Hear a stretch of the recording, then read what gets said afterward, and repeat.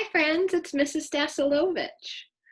I'm going to read to you one of my favorite stories today by one of my favorite authors.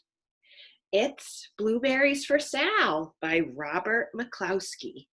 And if you're in my Flex group or in my homeroom, you've read this book with me before. So we know that this takes place in Maine, and the author and the illustrator, Robert McCloskey, lived in Maine with his family. So let's read about Blueberries for Sal. And here's a picture of Sal and her mama. Blueberries for Sal. Blueberries for Sal by Robert McCloskey. My belly looks so big today. Hi, baby. Blueberries for Sal. Okay.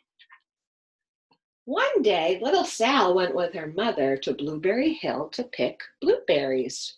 Little Sal brought along her small tin pail, and her mother brought her large tin pail to put berries in. "We will take our berries home and can them," said her mother. "Then we will have food for next winter." Do you notice anything unique about the pictures? There's not a lot of color in them. This is an older book. Here, I'll give you a closer look.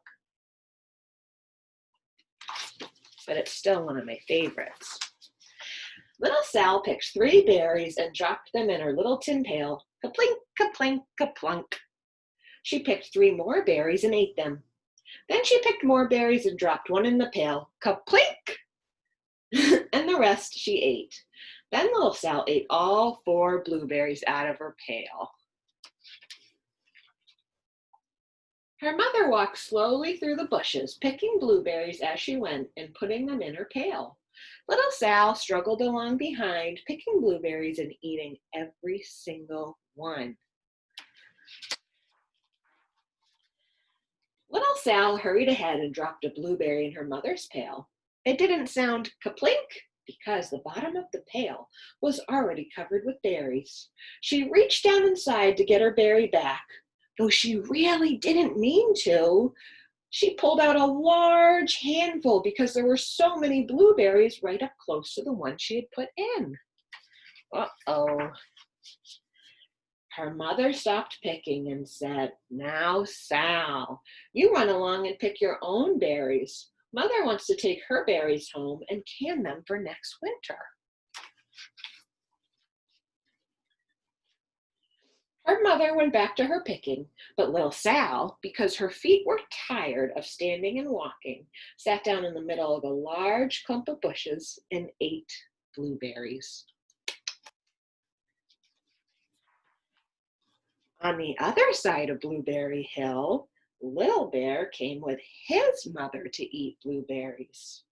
"Little Bear," she said, "eat lots of berries and grow big and fat."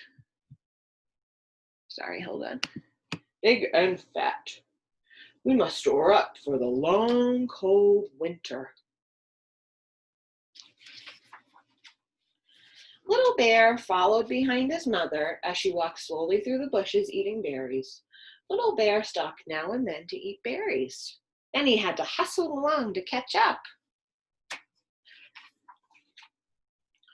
Because his feet were tired of hustling, he picked out a large clump of bushes and sat down right in the middle and ate blueberries.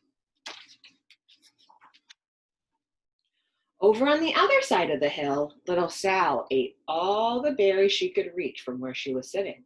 Then she started out to find her mother. Oh no, she's lost. She heard a noise from around a rock and thought, oh, that is my mother walking along. Do you think it's her mom? Let's find out. But it was a mother crow and her children, and they stopped eating berries and flew away, saying, "Caw, caw, caw." Then she heard another noise in the bushes and thought, that is surely my mother, and I will go that way. Do you have any predictions? Do you think it was Sal's mom?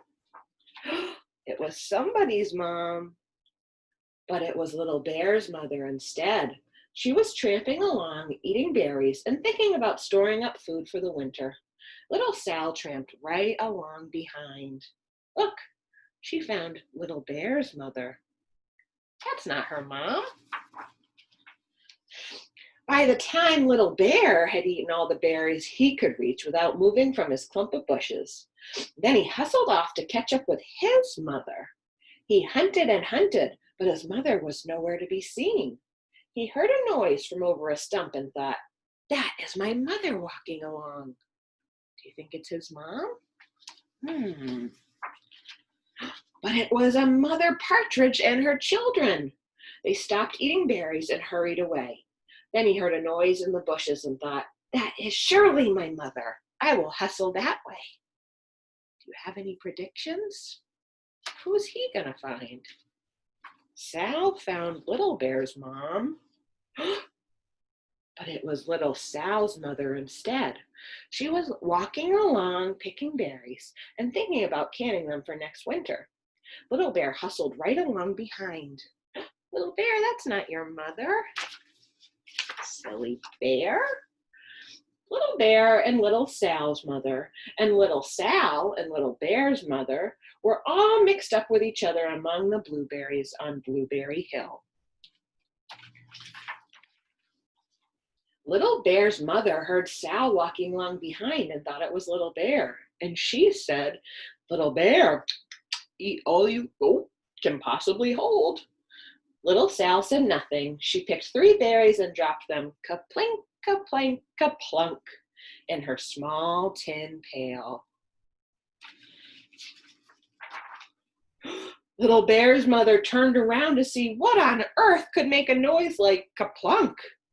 Grumph, she cried, choking on a mouthful of berries. This is not my child. Where is Little Bear? She took one good look and backed away. She was old enough to be shy of people, even a very small person like Little Sal.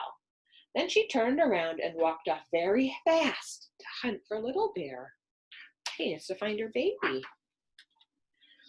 Little Sal's mother heard Little Bear tramping along behind and thought it was Little Sal. She kept right on picking and thinking about canning blueberries for next winter. Is that Little Sal? Little Bear padded up and peeked into her pail. Of course, he only wanted to taste a few of what was inside, but there were so many, and they were so close together that he tasted a tremendous mouthful by mistake. Now, Sal, said Little Sal's mother, without turning around, you run along and pick your own berries. Mother wants to can these for next winter. Little Bear tasted another tremendous mouthful and almost spilled the entire pail of blueberries. Whoopsies! Little Sal's mother turned around and gasped, oh, my goodness, you are not Little Sal. Where, oh, where is my child? Little Bear just sat munching and swallowing and licking his lips. Little Sal's mother slowly backed away. She was old enough to be shy of bears, even very small bears like Little Bear. Then she turned and walked away quickly to look for Little Sal. She hadn't gone very far before she heard a ka-plink, ka-plank, ka-plunk. She knew just what made that kind of a noise.